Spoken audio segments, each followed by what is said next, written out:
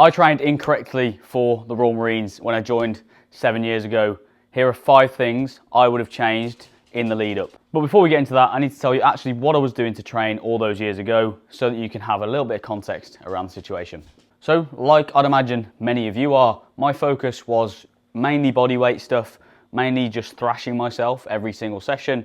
I was not really in the know as to what to do week to week, day to day, how to progress things. So I was doing pretty much the same workouts each and every week. What that looked like from an actual tactical point of view was essentially the workout Murph every single week. Every single Wednesday, I would come back from college and I would do the workout Murph, which if anyone doesn't know, is a mile run, 100 pull-ups, 200 push-ups, 300 squats, and another mile run. Great workout, okay, pretty good for military prep. I throw it in sometimes for my clients. However, not something you should be doing every week, and certainly not something you should stick to, because you just end up getting really, really good at Murph and not very good at other things.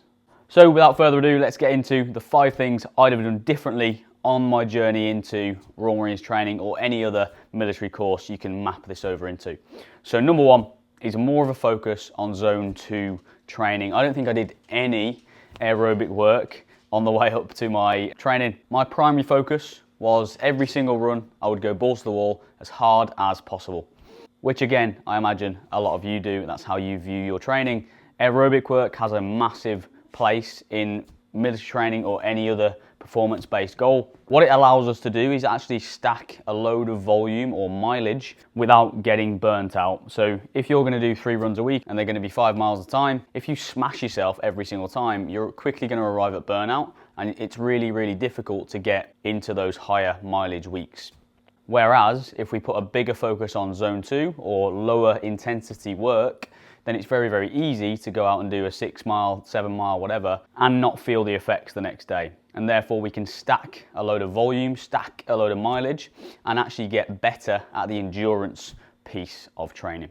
So the way I would set this up, very, very simply, and this is a golden rule of thumb, is 80% and 20%. So 80% of your training week from a running perspective, from a cardio perspective, should be zone 2 or lower intensity. 20%, that top end, should be higher intensity. What this also allows you to do is have a physiological aim to every single session. So the zone 2 stuff actually is easy, and the harder stuff actually is hard, rather than existing in this middle ground where everyone seems to exist, where we're not really hitting either of those training objectives. Number 2, and I always talk about this, but more strength work. I did 0 strength work. I went into Royal Marines training with a deadlift of 130 kilos, and that was just something I did off the cuff at college. There was no training for that. It was just what I had. That was all I had in the locker.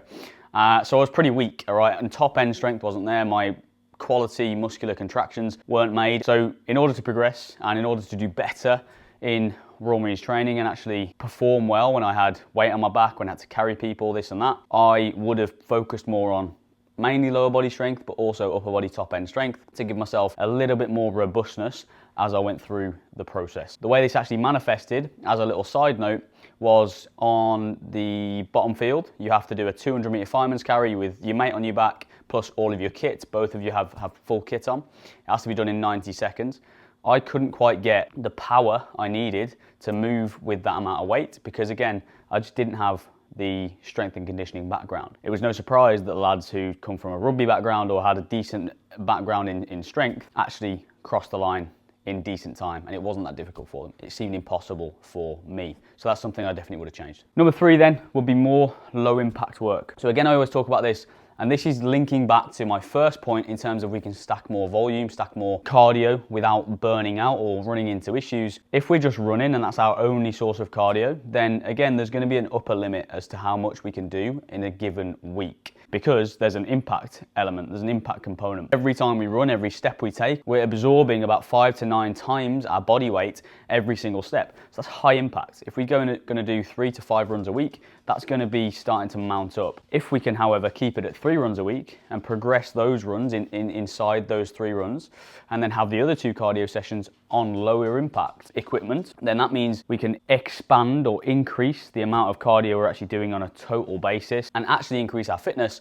without running into issues like shin splints, like knee issues, like ankle issues, because we're just running all of the time. Number 4 would just be to focus on prehabilitation work. So what that means is specific movements that target specific muscles that are generally related to common injuries. So if we look at shin splints, for example, the soleus muscle, the tibialis anterior muscle, all of those things that really don't get worked in conventional strength training need to be worked in isolation, and you need to make a concerted effort to work those things to make sure that you're as robust as you can be and you're plugging every gap that you can. The same goes for hamstrings, shoulders, all those kinds of things. There are specific movements we need to do from a week-to-week basis, ignore the dog, from a week-to-week basis that result in the ability to prevent injury on the grand scheme of things. There's actually studies around this, okay? So specific prehab work and resistance training has reduced what's called a musculoskeletal injury by 69%, okay? So there's plenty of research to show that these kinds of things included in your training, so prehabilitation and strength training, is going to have a massive impact on your propensity to get injured throughout a process. We know Royal Marines training, military training, whatever course you're looking at, is tremendously injurious. So it's a common thing for lads to fail because they're injured. So if we can mitigate that by any means, then we're good to go.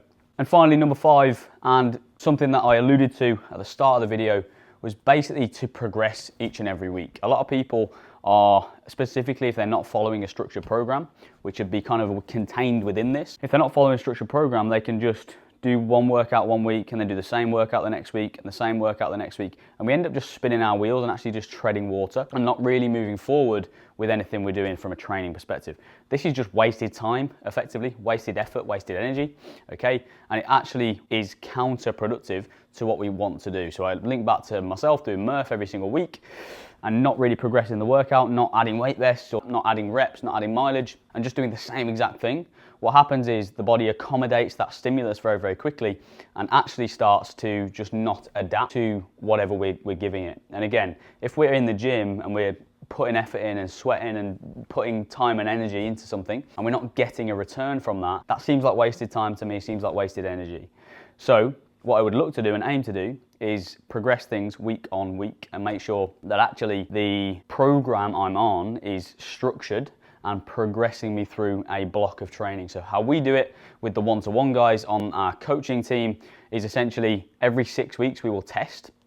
So we will test key metrics for that individual on week 1 and week 6 and week 12, etc. In between those times, we look to progress things forwards.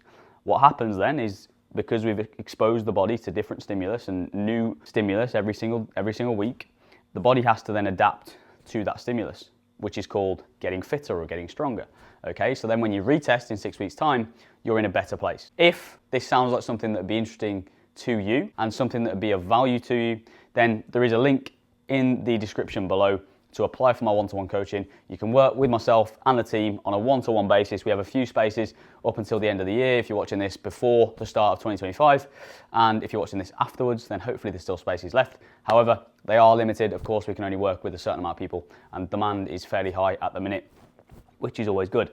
But the link below will allow you to apply for coaching. The link below that will allow you to join our Military Athlete Academy, which is essentially our like feeder program for the one-to-one, okay? When we're full on the one-to-one stuff, people go through the academy, which is a lower ticket, lower price program, and it's a generic program, so everyone's on the same thing. And then when you're kind of done with that, or when you've got the most out of that, you can move up to the one-to-one program. Guys, I hope you enjoyed that. Hope that helped, and I hope that paints a little bit of a picture on things you shouldn't be doing or mistakes you shouldn't be making as it relates to Royal Marines training. Drop the video a like, subscribe to the channel, because I'll be trying to do more of these as the weeks go on. Peace.